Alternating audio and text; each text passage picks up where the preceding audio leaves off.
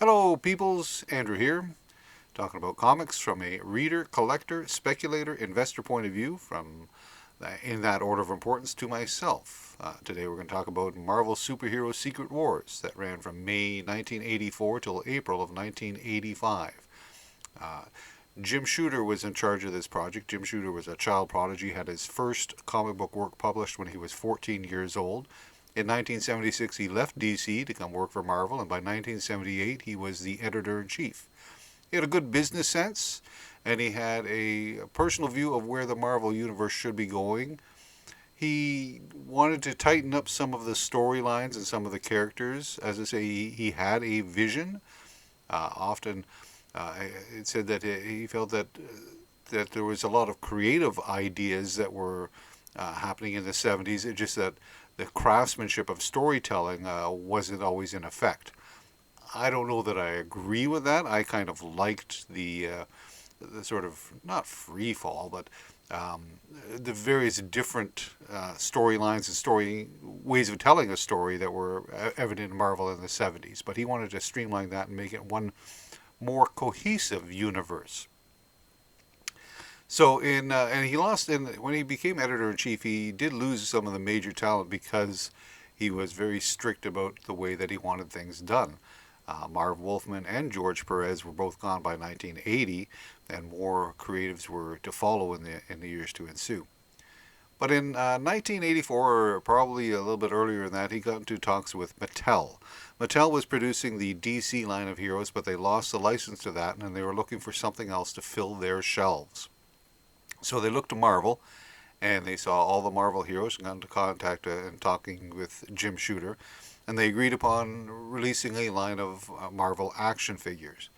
Mattel was not convinced that the Marvel line of heroes and villains were as well known as the DC line, and so they, I don't know if they suggested, requested, demanded that there was going to be some sort of promotional comic book tying into these figurines, and thus Marvel Superhero Secret Wars was born. Mattel wanted to have a say in the story and the way things were going to be told, but they had very little influence in that aspect. They did ask for a few things. The name of the title of the book was originally called Cosmic Champions, but a focus group conducted by Mattel determined that the kids, who this is aimed for, is more the kids, preferred words like secret and war. And that's why we have these secret wars. They also felt that they wanted to have vehicles, weapons, and fortresses run through the comic book so that they could sell additional toys. In addition, they wanted both Iron Man and Doc Doom to have higher tech because kids like higher tech, according to Mattel. So Jim Shooter looked at this and said, "I'm about the only person that can write this book because," and I think he's right. He understood what it was that Mattel wanted. He understood the characters in broad strokes. Spider-Man being kind of the goofy, flippant type of guy.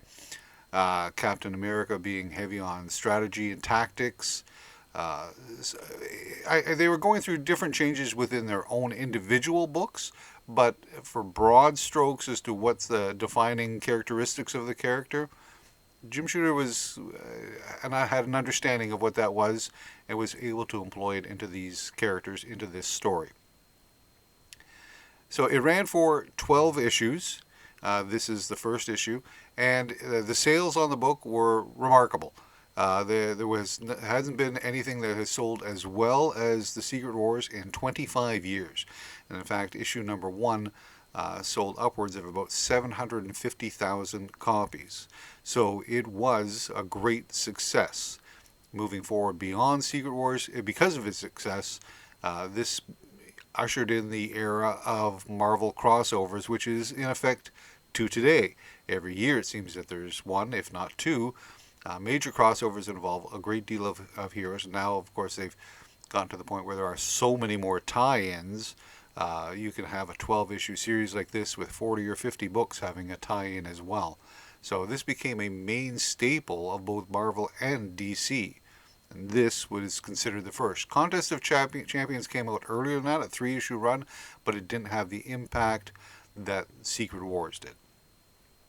So, is it worth the read? Uh, it's a book that is a cornerstone for a lot of collectors. It's one of the first books that they read. I mean, that was the whole point, was to promote a toy line. So it's sold to a younger audience who had maybe never seen the superheroes before, or only in small bits and pieces, or just some of the characters, but not all of the characters. So it's a cornerstone for a lot of collectors and collections. It has a great cast of characters, top tier heroes and top tier villains, and it delivered what it was supposed to deliver, which was having these characters battle one another on Battle Planet. Had all of that stuff. It had, as I said, the characters were in broad strokes so that they could have been identified, and their motives and morals identified. It was illustrated by Mike Zeck, who is a fine artist. I liked Mike Zeck's. I don't think it's his finest material. I think the covers are really sharp, but I think he did better work when he was working on Captain America and possibly even his stuff on Master of Kung Fu. But I think it gave exactly what Jim Shooter was looking for. He said that he wants to eliminate the visual flash in favor of a clean narrative illustrating. And that's what Mike Zeck delivered within this book. As I say, I don't think there's a lot of flash to it, but I think it's very consistent, and it works fine for what this story is. So once again, is it worth the read? Well, for me, from a storytelling point of view, my answer would be no. And I have reasons for that. The reason that the heroes get together is because some powerful entity from beyond, the Beyonder, decides that he wants to see these guys punch it out. Like a massive wrestling brawl. Good versus evil, with the X-Men is the wild card. And that's the motivation. So it's lost me on the motivation. Civil War was a difference of ideals. House of M, how to deal with somebody who's had one of the most powerful people on the Marvel planet. How do you deal with her mental breakdown?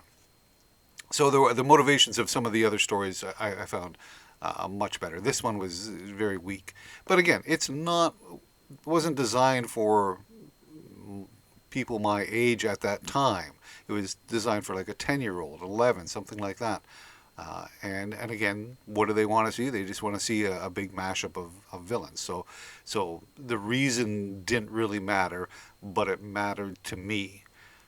As far as the characterization, once again, some of the characters had deeper storylines going on in their own book, and they were more fleshed out. Here, it really was sort of broad strokes. There wasn't any of the real clever dialogue that you would see in their own books. It felt very structured in the way that it was told. These characters weren't necessarily speaking in natural tones, but they were speaking in tones that would clearly identify the type of character that they were, or that they are for that period of time. So I didn't feel it had really a personal touch to the characterization. I think there was some padding in the story itself. I understand the business side to make it a 12-issue series, but I think it could have been tightened down to a 10-issue series, possibly even an 8. There was a whole subplot involving the healer, where Johnny Storm was in love with the healer, then he's not, and then Colossus is in love with the healer, and he still is. And then, it just, that whole episode could have been eliminated. There was panels and pages of heroes pining for their loved ones back wherever, and will we ever get to see them again? That seemed to go and drag on, and didn't really seem to forward the plot anyway. There were good elements about the whole story itself. There were some very strong heroics, especially like the Hulk holding up a mountain. I'll show you the cover of that in a minute. And I like Doom's constant pursuit of power through Galactus, and then finally through the Beyonder. I thought he had a really good story arc. But everybody else, not so much. I just found the entire thing a little bland. So I wouldn't recommend it from a storytelling point of view for those reasons. I would recommend it if from a historical point of view. I mean, it sold the most comic books in 25 years. It set a template moving forward from 1985 for all of these crossovers. It introduced a number of new characters and gave Spider-Man his black suit. So, so for all of those historical reasons, it should be read at least once to see what all the fuss was about. But just strictly from a storytelling point of view, it didn't work for me. I like the first cover. Actually, the covers were pretty good. And you'll notice up in the Spider-Man over here, you can see that even he's starting to get that black mist is coming in there just to foreshadow his black costume.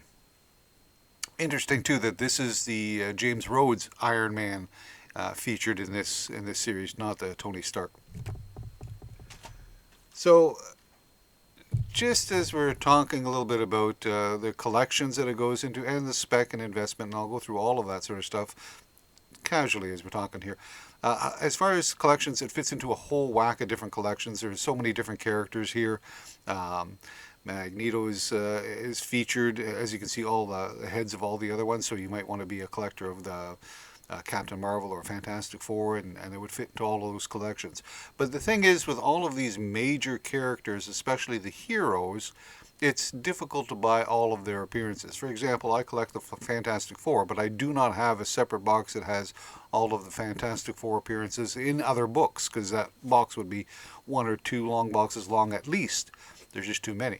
I find that when I collect an individual character, it's somebody of a smaller role in the universe. Like Man-Thing, and for a while at the beginning it was Moon Knight, but also Shanna is another one that I like.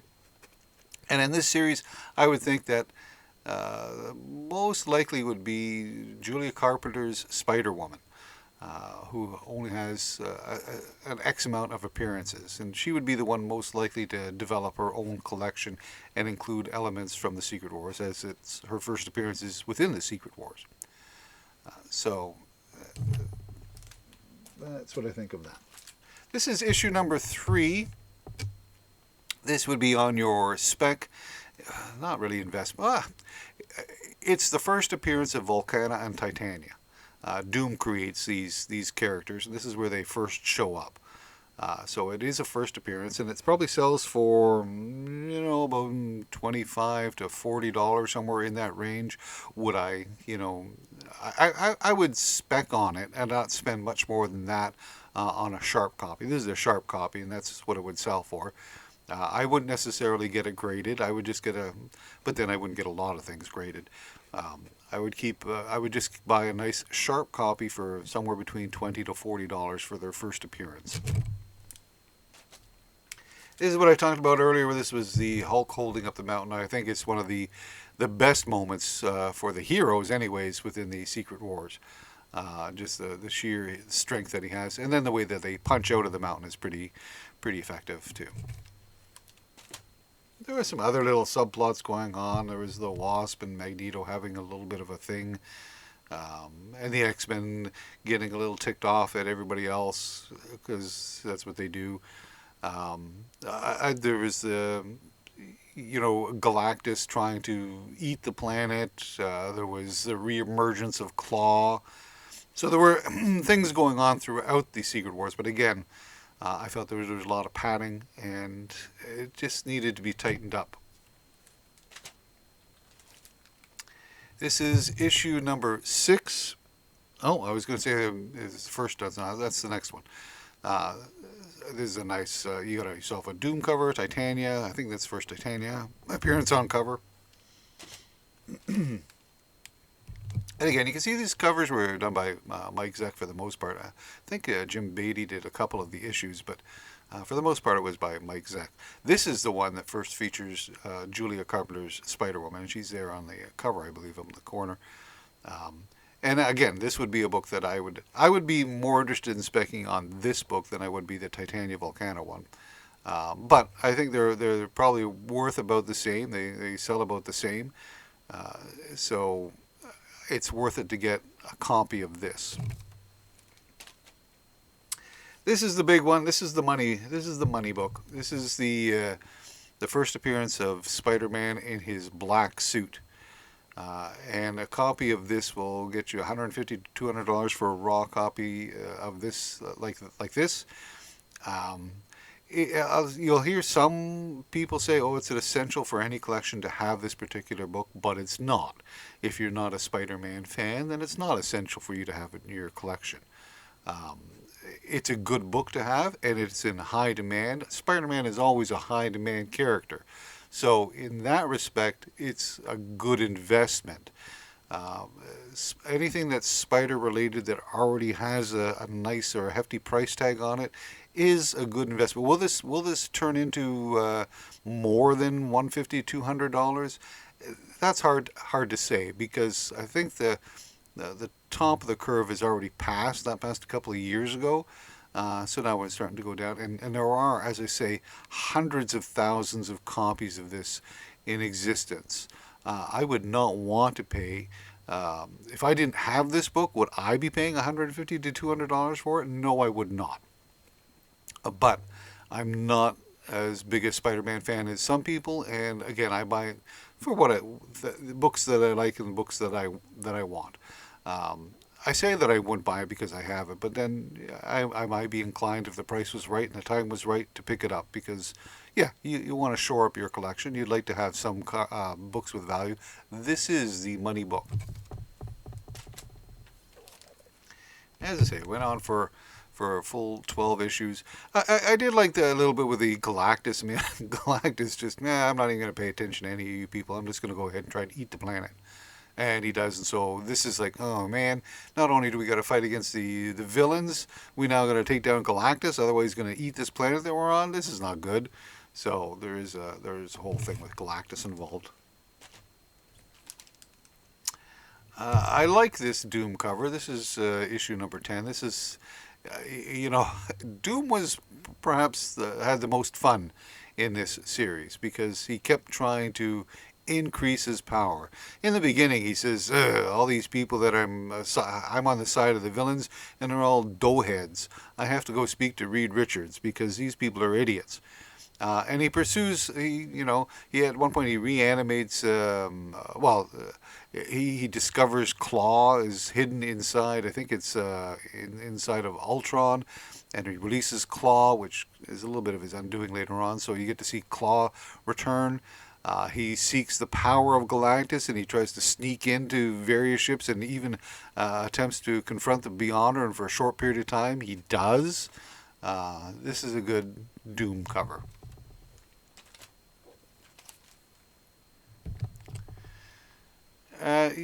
See, this is when he says, "I have all the power. I'm a godlike creature," But everybody, it's overcome. In the end, it's a war. Did anybody die in this war? No. I mean, there might have been somebody, some lessers. No major characters died. I mean, Wasp died, but she didn't die. No. But there were changes that came out of it. As I said, there was all of those new characters that were introduced. Spider-Man got his black suit that would later turn out to become Venom. I think one of the big changes was that Ben Grimm, the Thing, decided to stay behind on Battle World because he liked the ability to change back and forth between Ben Grimm and the Thing, so that when the Fantastic Four returned to Earth, She-Hulk took his place. And that was during the John Byrne run, and that was actually a lot of fun having She-Hulk being part of the Fantastic Four, which was also sort of in Jim Shooter's frame of mind, that he wanted to shake up the universe and sort of reintroduce or reimagine certain characters. Spider-Man with a black costume, Fantastic Four with a new member. Iron Man with no longer Tony Stark, it's James Rhodes. The New Mutants. All of this sort of new stuff to catch on new readers that wouldn't necessarily be bogged down with years and years of continuity. In fact, this became a project of his when he tried to release the new universe in Marvel which was an entirely new set of heroes. That's another story, and that is a failed story for Jim Shooter. And shortly after that, his contract with Marvel was terminated. So, as I said, spec books would be 3 and 7, 8 being the first Spider-Man book for 152 and for a black costume. Overall, though, as a story, it didn't work for me. It worked for a lot of people. They love this story, and it's in their top 10. But it just didn't work for me. I just found it kind of bland and padded. Not really into the whole reasoning behind it. Not at this point. I didn't need to see just a bunch of heroes grouped together to fight a bunch of villains. That didn't work for me. It worked when I was a kid, but it didn't work when I had 10 years after I had started reading comic books. Well, that's it for the Marvel Superhero Secret Wars. And we'll talk to you next time. See you, people.